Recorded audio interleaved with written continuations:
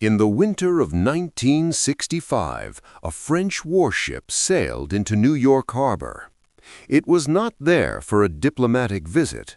It was not there to threaten war.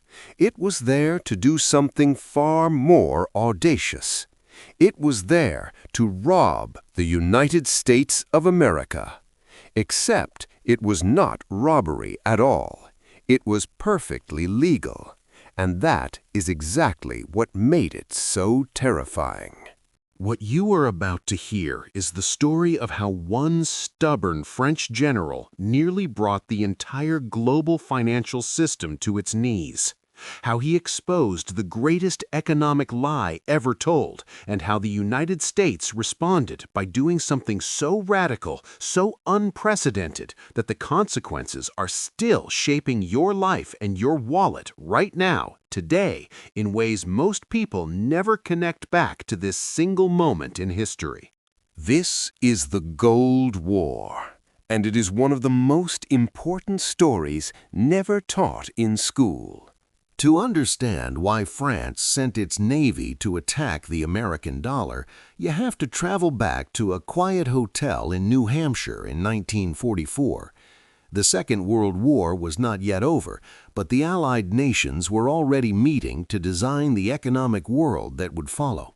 They called it Bretton Woods, and what they agreed upon in those hotel rooms would govern global finance for the next 3 decades. At that moment in history, America held all the cards. Its factories were untouched by bombing. Its farms were producing. Its military was the most powerful on Earth. And perhaps most importantly, the United States held roughly 2/3 of all the gold in the entire world. So when the American delegation stood up and proposed their plan, nobody was in a position to argue. The plan was elegant in its simplicity.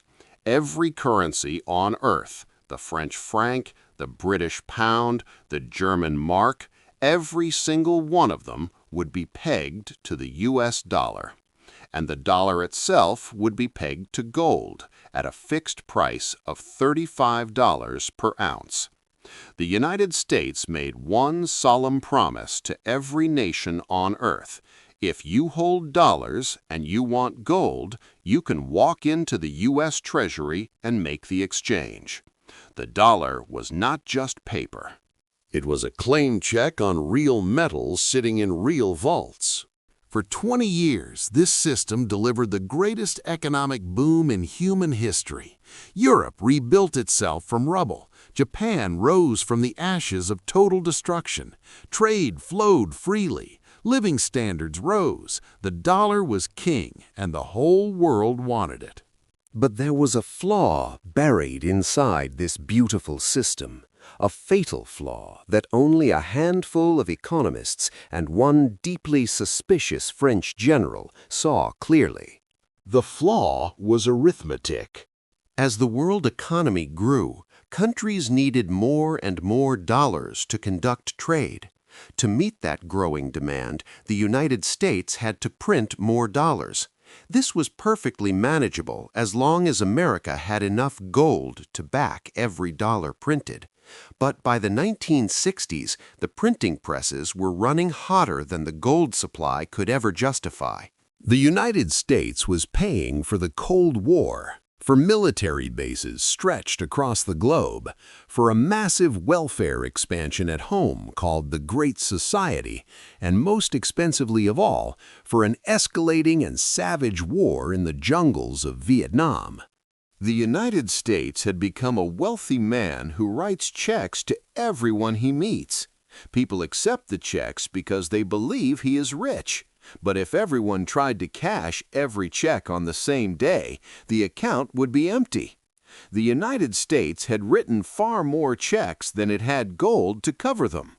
Charles de Gaulle saw this, and Charles de Gaulle was not the kind of man who stayed quiet.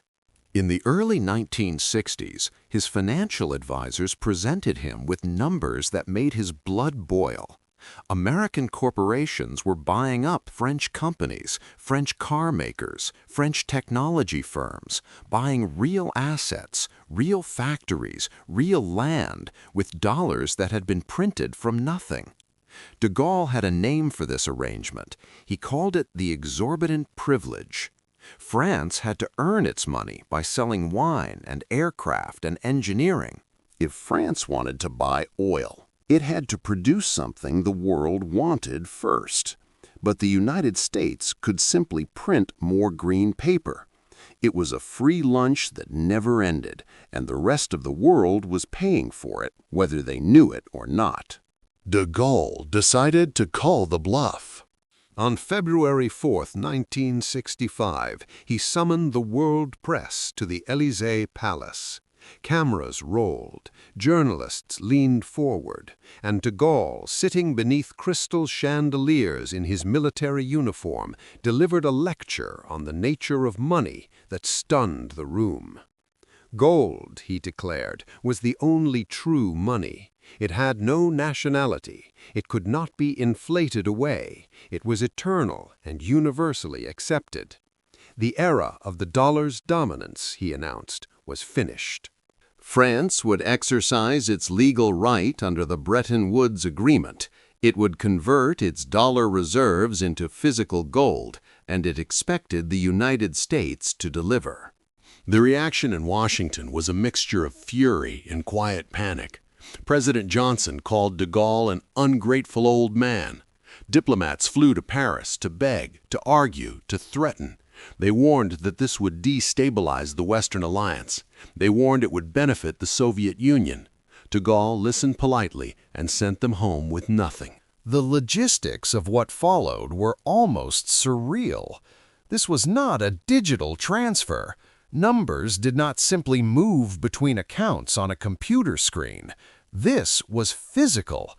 The Bank of France gathered stacks of dollar bills and formally notified the U.S. Federal Reserve of its intention to redeem. The United States had no legal choice but to comply. Refusal would have been a public admission that the dollar was worthless, which would have caused an instantaneous global financial collapse. So the vaults opened. Bars of gold, 400 ounces each, dense and heavy and gleaming, were loaded onto trucks, driven to docks, and loaded onto ships. The French Navy provided security for the crossing. De Gaulle wanted the gold in Paris, in the vaults of the Banque de France, where it could be touched, where it could not be hypothecated or promised to someone else, where possession was the only law that mattered. The American media erupted. French wine was boycotted. Bottles of champagne were poured into gutters on live television. De Gaulle did not care. He cared about the gold, and the gold was moving west to east across the Atlantic, exactly as he had planned. Other nations watched nervously. Germany, Japan, and Spain held enormous dollar reserves. They were loyal American allies, and they relied on American military protection. But they were also quietly terrified of being left holding worthless paper when the music stopped. A silent, polite run on the bank began. Central banks started quietly converting dollars to gold, trying not to create a scene, but trying to protect themselves all the same. By 1968, the United States had lost more than half the gold reserves it had held in 1945. The vaults were draining. The system was cracking at every joint. Then came Richard Nixon. Nixon looked at the situation with cold clarity. If he played by the rules of Bretton Woods, the United States would effectively go bankrupt. It would be forced into a deep recession, forced to slash Vietnam spending, forced to gut social programs. Political suicide. So Nixon chose a different path. He chose to flip the table entirely. On the evening of Sunday, August 15, 1971, Nixon interrupted one of the most popular television programs in America to address the nation. He blamed faceless international speculators for the crisis. He spoke of defending the American worker. And then, quietly, almost in passing, he dropped the most consequential financial announcement of the 20th century. He was suspending, he said temporarily, the convertibility of the dollar into gold. The gold window was closed. It never reopened. Paris was stunned. De Gaulle had died the year before, but his successors watched in disbelief as the United States simply changed the rules mid-game. France had bet that gold was the ultimate discipline on American power, that Washington would eventually have to be responsible. Instead, America declared that gold no longer mattered.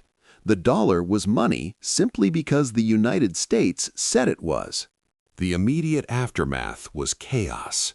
Currency markets froze. When they reopened, the dollar fell sharply. Gold, freed from its artificial ceiling of $35, began a climb that would eventually take it past $800 per ounce. France, sitting on its repatriated gold, made a paper fortune. De Gaulle's instinct had been commercially brilliant. But his deeper mission had failed. He had wanted to force discipline. Instead, he had accelerated the world's escape from discipline entirely. Without the anchor of gold, governments everywhere discovered they could print money to solve any political problem. The inflation of the 1970s was the immediate result, and the mountain of sovereign debt that every nation on earth carries today is the long-term consequence of the choice Nixon made that Sunday evening. The gold France took from America still sits in the deep vaults beneath Paris. It is one of the largest gold reserves in the world. It sits there silently, unchanged, indifferent to the decades of political promises and currency crises that have come and gone above it. The Gold War ended more than 50 years ago, but the question it raised has never been answered. What is money really? Is it a solemn promise from a government, backed by nothing but confidence? Or is it something harder, something older, something that owes nothing to any politician or printing press? De Gaulle made his choice. And looking at the debt the world has accumulated since 1971, it is genuinely difficult to argue he was wrong. If you want to understand how the decisions made in smoky rooms decades ago are still determining what your savings are worth today, subscribe now. This channel exists precisely for the people who want to see the full picture.